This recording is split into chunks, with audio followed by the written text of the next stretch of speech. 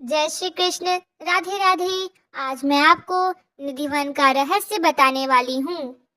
वृंदावन एक पवित्र भूमि है जहाँ भगवान श्री कृष्ण ने अपनी बाल लीलाएं की हैं, जहाँ हर पेड़, हर पत्ती और हर हवा की सरसराहट में उनकी दिव्य उपस्थिति महसूस होती है। यहाँ की मिट्टी में राधा कृष्ण की प्रेम कहानियाँ बसी हुई हैं, लेकिन वृंदावन में एक ऐसा स्थान है जो सदियों से रहस्यों का केंद्र रहा है, निधिवन। निधिवन अर्थात खजाने का वन, जहाँ माना जाता है कि रात में अंधेरे में श्री कृष्ण और राधा रानी अपने गोपियों के साथ रास लीला रचाते हैं। स्थानीय लोगों का मानना है कि इस वन में रात को कोई इंसान नहीं ठहर सकता। अगर कोई ठहरने की कोशिश करता है तो या तो वह पागल हो जाता है या तो उसकी मौत हो जाती है। कहते हैं कि निधिवन के पेड़ दिन में सामान्य दिखते हैं, लेकिन रात होते ही वह गोपियों के रूप में बदल जाते हैं। सुबह होने पर यह पेड़ फिर से झुके हुए मिलते हैं, जैसे थकान से लेटे हों। वन में बिखरी हुई तुलसी की मालाएं और चूड़ियां इस लीला की गवाही देती हैं। वृंदावन में निधिवन नाम से एक जगह है जहाँ पर श्री कृष्ण का प्राचीन मंदिर है। इस मंदिर और वन के बारे में कई तरह की जनश्रुति प्रचलित है। कहते हैं कि यहाँ पर श्री कृष्ण रोज आते हैं और रात में रासलीला करने के बाद यहीं पर शयन करते हैं और सुबह होते ही चले जाते हैं। आइए जानते हैं निधिवन के 10 रहस्यों के बारे में। निधिवन के मंदिर में शयन आरती करने के बाद सभी श्रद्धालुओं को बाहर निकालकर मंदिर और निधिवन क्षेत्र को करीब 7 तालों से बंद कर दिया जाता है। ताला बंद करने के पहले मंदिर में गर्भगृह में भगवान के लिए नीम की तातुन, पान का बीड़ा, लड्डू और श्रृंगार का सामान रख दिया जाता है।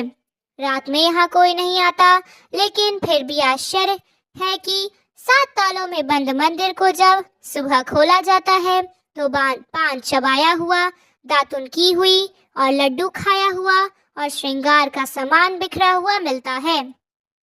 कहते हैं कि इस मंदिर के दरवाजे अपने आप ही खुलकर बंद हो जाते हैं, लेकिन यह किसी ने देखा ही नहीं है।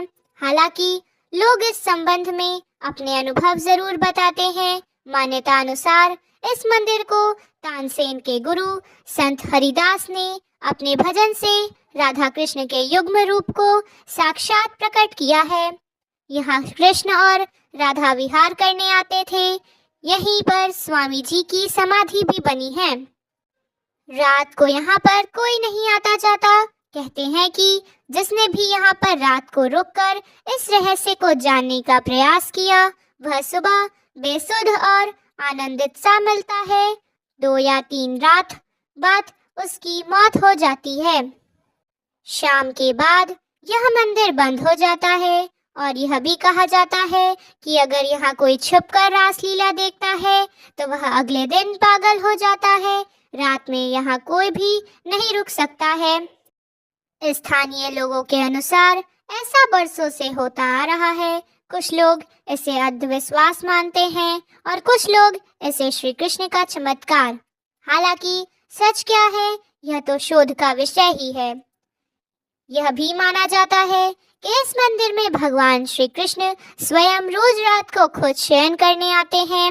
उनके सोने के लिए मंदिर के पुजारी लोग पलंग लगाते हैं और जिस पर साफ सुथरी गद्दी और बिस्तर के ऊपर चादर बिछाते हैं। पान का बीड़ा, लड्डू और दातुन के साथ ही श्रृंगार का सामान रखते हैं। लेकिन कहते हैं कि जब मंदिर खुलता है तो उस बिस्तर की हालत देखकर सभी अचंभित हो जाते हैं, क्योंकि उसे देखकर लगता है कि यहाँ कोई सोया था। सबसे आश्चर्य की बात तो यह भी है कि यहाँ प्रतिदिन माखन मिश्री का प्रसाद चढ़ा जाता है और जो बच जाता है उसे मंदिर में ही रख दिया जाता है, लेकिन सुबह तक वह प्रसाद भी समाप्त हो जाता है। आखिर कौन खा जाता है वह प्रसाद? जनश्रुति है कि प्रतिदिन मंदिर के अंदर स्थित रंग महल में कृष्ण राधा का पलंग लगा दिया जाता है और पूरा रंग महल सजा दिया जाता है तथा राधा जी का श्रृंगार का सामान रख मंदिर के दरवाजे बंद कर दिए जाते हैं। जब प्रातः दरवाजे खुलते हैं तो सारा सामान अस्त व्यस्त मिलता है। मान्यता यह है कि रात्रि में राधा कृष्ण आकर इस सामान का उपयोग करते हैं। कहते हैं कि यहाँ तुलसी के 2 पौधे एक साथ लगे हैं।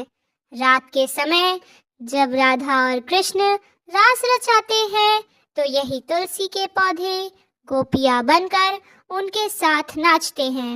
इन तुलसी का एक भी पत्ता यहाँ से कोई नहीं ले जाता है। जिसने भी गुपचुप यह कार्य किया है वह भारी आपदा का शिकार हो जाता है।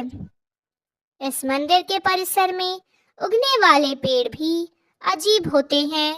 यहाँ के पेड़ की शाखाएं नीचे की ओर बढ़ती जाती हैं। यह भी जनश्रुति है कि रात में यह सभी पेड़ गोपियां बनकर श्री राधा और कृष्ण के साथ भी नाचते हैं और सुबह होते ही पुनः पेड़ बन जाते हैं। इन सभी पेड़ों को गोपियां ही माना जाता है।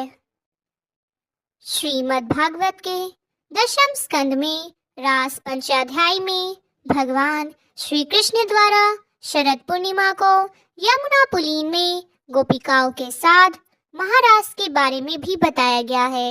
और आज भी शरद पूनम पर निधिवन में होती है विशेष रासलीला, लेकिन कोई इसे देख नहीं सकता, बस महसूस कर सकता है। कहते हैं कि निधिवन के आलिंगनबद्ध पेड़ दरअसल यही रास रथ गोपी कृष्ण हैं, जो प्रातः होते ही पेड़ बन जाते हैं और रात्रि के नीरव में रास करते हैं। यहाँ के आसपास के अधिकतर घरों में खिड़कियां नहीं हैं और जिनके घरों में है वे शाम की आरती के बाद खिड़कियां इस डर से बंद कर देते हैं कि कोई मंदिर की दिशा में देखे नहीं, अन्यथा वह अंधा हो जाएगा। इन रहस्यों के अलावा अगर आपको लगता है कि कोई ऐसी बात है जो हमारी इस लिस्ट में ज़रूर होनी चाहिए तो हमारे कमेंट में ज़रूर बताइएगा। अगर आपको यह वीडियो पसंद आई हो तो चैनल को सब्सक्राइब करना मत भूलिएगा और कमेंट में राधे राधे ज़रूर लिखिएगा। राधे राधे।